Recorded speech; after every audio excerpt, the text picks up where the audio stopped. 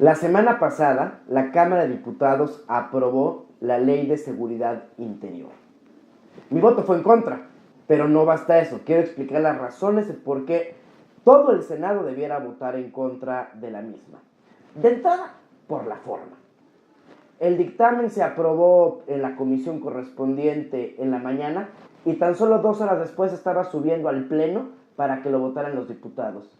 ¿Ustedes creen que un dictamen, no solo de esta longitud, sino de esta envergadura, bastan 2 horas para un análisis correcto? Yo no lo creo. Eso demuestra cómo el albazo y la falta de democracia en México siguen imperando. Pero más allá de la forma, la ley está mal. Les voy a decir por qué. Yo sí leí el dictamen, por cierto, porque hay muchos senadores que dicen que la gente que nos oponemos a la Ley de Seguridad Interior es porque no la leímos. De entrada, empezamos por la definición de la ley. ¿Qué dice la ley que es la seguridad interior? Es la condición que proporciona el Estado mexicano que permite salvaguardar la permanencia y continuidad de sus órdenes de gobierno e instituciones, así como el desarrollo nacional mediante el mantenimiento del orden constitucional, el Estado de Derecho y la gobernabilidad democrática en todo el territorio nacional. Señores, eso se llama orden jurídico nacional e instituciones. Son precisamente nuestras leyes y nuestras instituciones, tanto gubernamentales como jurídicas, tipo el juicio de amparo, las que nos permiten mantener el orden constitucional. Eso no es para nada seguridad interior. Pero sigamos. ¿Qué dice el artículo 4, fracciones 1, 4 y 7? Definen qué son acciones de seguridad interior. Aquellas que realizan las autoridades federales. De entrada, ahí empiezas a anotar cómo se invaden facultades. Gobiernos y municipios no importan, es el Estado centralista el que importa, incluyendo las Fuerzas Armadas, por sí o en coordinación con los demás órdenes de gobierno orientadas a identificar, prevenir, atender, reducir y contener riesgos y amenazas a la seguridad interior. Luego nos dicen que son las amenazas de seguridad interior.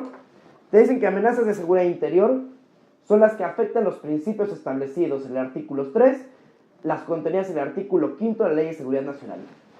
Para que vean cómo está mal hecha la ley. Porque de este artículo, la fracción segunda del 4, me remiten al 3, y el 3 me remite al 4 a la Ley de Seguridad Interior. Ya solo faltaba que el 4 a la Ley de Seguridad Interior me remitiera otra ley. Pues, ¿por qué no pusieron ahí todo? Pero bueno, más allá de la forma. ¿Qué nos dice el artículo 3? Que son los principios a los que se refieren.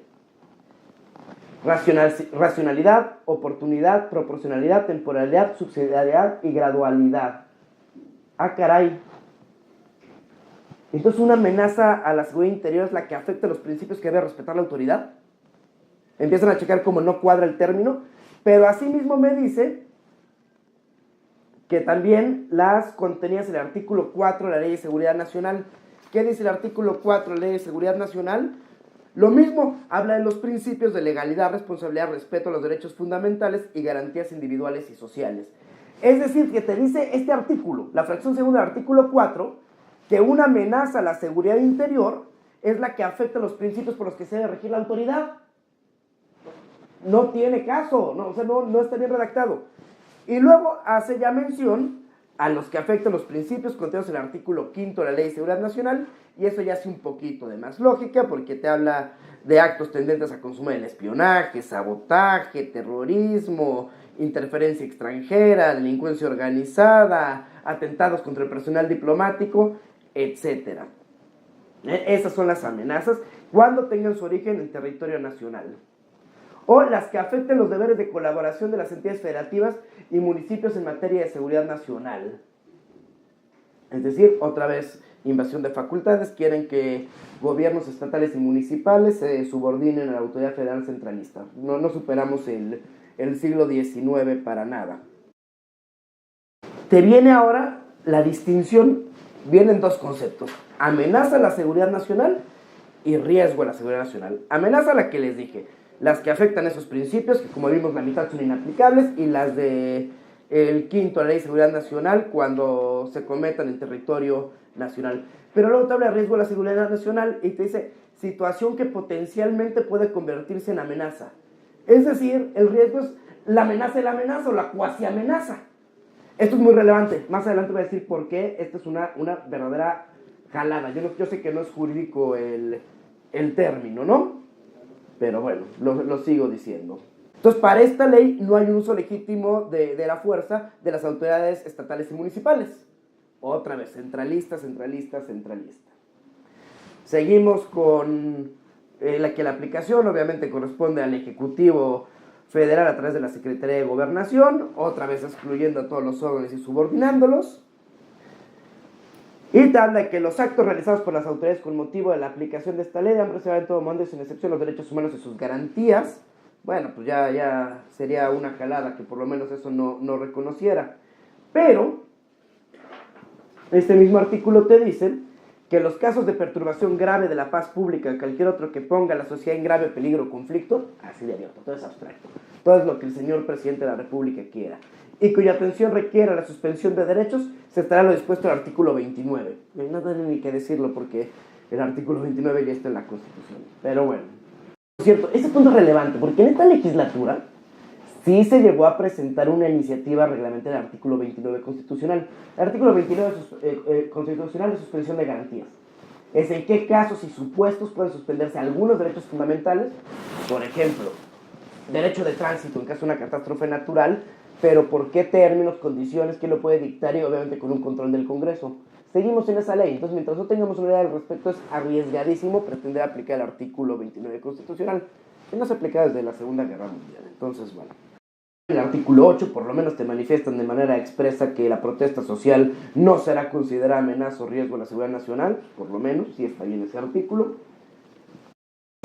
Pero ahora ya vamos con lo verdaderamente grave. Por favor, impáctense con este atentado contra la democracia. La información que se genere con motivo de la aplicación de la presente ley será considerada de seguridad nacional en los términos de la ley de la materia y clasificada de conformidad con esta y las disposiciones aplicables en materia de transparencia y acceso a la información.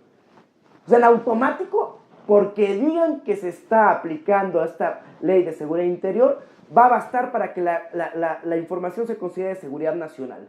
Para empezar, la ley de la materia, la Ley Federal de Transparencia y Acceso a la Información Pública no dice eso, porque cuando en el artículo 110, fracción primera, te habla de la información reservada, te dice lo siguiente: cuando la seguridad nacional, comprometa la seguridad nacional, la seguridad pública, la defensa nacional y cuente con un propósito genuino y un efecto demostrable. Es decir, no basta que sea un tema de seguridad nacional, se necesita que la misma esté comprometida, primer requisito. 2, se necesita contar con un propósito genuino, pero no basta que lo diga la autoridad, está sujeta a 2 controles. Primero, al control de la propia ley, del propio Instituto Nacional de Transparencia y Acceso a la Información Pública y Gubernamental, y al propio control jurisdiccional. Y 3, que tenga un efecto demostrable con los mismos controles. Bueno, con esta ley quieren excluir estos controles para decir que en automático basta que se diga que fue materia de esta ley para que se considere reservada la información. ¿Dónde quedó la transparencia? ¿Quién sabe? Pero en esta ley, no. Artículo 11, una vez más tenemos invasión de facultades. Corresponde a las autoridades federales, incluyendo las Fuerzas Armadas, en coordinación, bla, bla, más invasión de facultades. Y sigue. Ya viene la famosa declaratoria de seguridad interior. El presidente de la República podrá ordenar por sí, o a petición de las legislaturas de las entidades federativas o de su ejecutivo, en caso de receso de aquellos, la intervención de la Federación para la realización e implementación de acciones de seguridad interior en el territorio de una entidad federativa o zona geográfica del país, previa emisión de una declaratoria de protección de seguridad interior. Para empezar, la única persona que puede hacerlo es el presidente de la República, pero lo más grave, lo puede hacer porque se lo solicitó una legislatura del Estado, pero tú no puedes hacerlo tú propio sin haberle preguntado a nadie, ¿eh? El presidente de la República por sí mismo puede emitir la declaratoria de seguridad interior. Aquellas amenazas a la seguridad interior que no requieran declaratoria en términos del presente artículo serán atendidas por las autoridades conforme a sus atribuciones y disposiciones. Pues eso es lo normal, señores. Hay una falta de control tremendo esto. Como podemos ver, es el presidente solo, a solicitud de una legislatura o de un gobernador en su caso, pues lo puede hacer solo. ¿Y dónde viene el control? Ah, no, pues es después, porque te dicen que que tras la emisión de la Declaratoria de Protección de Seguridad Interior, se debe notificar por conducto de la Secretaría de Gobernación a la Comisión Bicameral de Seguridad Nacional y a la Comisión Nacional de los Derechos Humanos. Sí, señores, pues ya que se emitió, no hubo ningún control democrático para su expedición. Digo, qué bueno que por lo menos establecen que alguien lo va a controlar a posteriori, pero de entrada, nadie, es de más. Ahora, claro, es el presidente previo al Consejo de Seguridad Nacional. Ustedes se preguntarán, ¿quién integra el Consejo de Seguridad Nacional? Ah, que por cierto es previa consideración, o sea, es únicamente consulta. Es el gabinete del presidente. El Consejo de Seguridad Nacional, que se regula en la propia Ley Federal de Seguridad Nacional, son todo el gabinete de seguridad, más comunicaciones y transportes y gobernación. Entonces, ¿para qué lo sometes a un órgano que está subordinado al presidente de la República, que evidentemente va a dictar, va a obedecer las directrices de este, y para qué le haces el juego que lo está sometiendo a consideración de un órgano colegiado? Pues no hay ningún control democrático, es una verdadera tontería también. Pura gente del gabinete es la que decide. El artículo 15. Como les comenté, las legislaturas de los estados o el gobernador de los estados pueden solicitar al ejecutivo que expida la famosa declaratoria, y les piden una serie de requisitos que van de la fracción 1 a la sexta. ¿Para qué rayos le piden que cumplan con una serie de requisitos si el presidente va a acabar haciendo lo que se le dé la gana? Vamos a suponer que el presidente quiere que se emita la declaratoria en el estado de Durango. ¿Qué va a importar? Que la legislatura del estado no cumpla ninguno de estos requisitos y basta la autoridad del presidente de la República. ¿Para qué les piden requisitos que no van a ser necesarios? Y por cierto, el quinto está muy riesgoso porque dice: el compromiso de contribuir a la atención de la amenaza y, en su caso, a restablecer la colaboración a que se refiere el segundo párrafo del artículo 1 de la Ley de Seguridad Nacional en los términos que establezca la Declaratoria de Protección a Seguridad Interior. Esto es una estupidez. Es decir, para que una legislatura de un estado pueda solicitar la expedición de la Declaratoria de Protección de Seguridad Interior, en esa solicitud debe manifestar que se compromete a cumplir con los términos de la Declaratoria de Protección de Seguridad Interior. ¿Cómo va a cumplir con los términos de una declaratoria que todavía no se expide porque está solicitando que se expida? Es que de veras, parecen retrasados mentales muchos diputados, perdón que lo diga así. Es un absurdo, de veras no tiene lógica. ¿Se acuerdan que la declaratoria de protección a la seguridad interior debe estar circunscrita a un territorio? Bueno, te dicen, la declaratoria de protección a la seguridad interior podrá determinar la realización simultánea de acciones de seguridad interior en diversas áreas geográficas del país, cuando por la naturaleza y características de la amenaza, así de abierto como toda esta ley, o de los agentes que participan en su comisión, otra vez abierto, no sea materialmente posible circunscribir sus causas, manifestaciones o resultados una entidad o área específica. Es decir, aventándose el presidente de la República un simple choro donde diga que por su naturaleza y características no es posible circunscribir sus causas, que se decrete en todo territorio nacional. Pues, ¿para qué dijiste que tenías que circunscribirlo a un territorio si en un artículo después estás diciendo que lo puedes lanzar a todo el territorio nacional? Digo, es como una ley tantito engañabobos, ¿no? Artículo 15. El artículo 15, ¿qué nos dice? Muy bien, que la temporada máxima de 1 año y que se debe establecer un límite para un límite territorial.